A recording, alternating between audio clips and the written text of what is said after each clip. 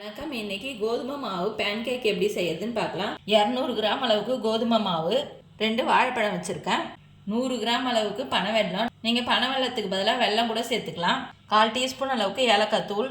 பனவெல்லத்தை தண்ணியில் போட்டு கொதிக்க வச்சு வடிகட்டி எடுத்துக்கலாம்.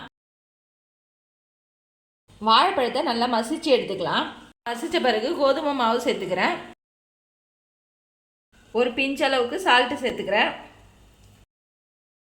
இப்போ கொதிக்க வச்ச பனை வெல்லத்தை வடிகட்டி சேர்த்துக்கலாம்.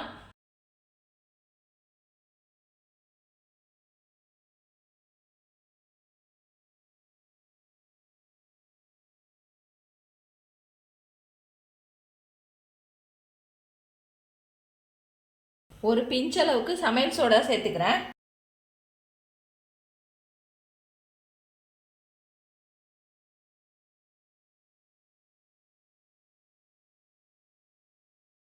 இப்போ நல்லா கலந்துட்டேன். இதை குட்டி குட்டி பேன் கேக்காக ஊற்றி எடுத்துக்கலாம்.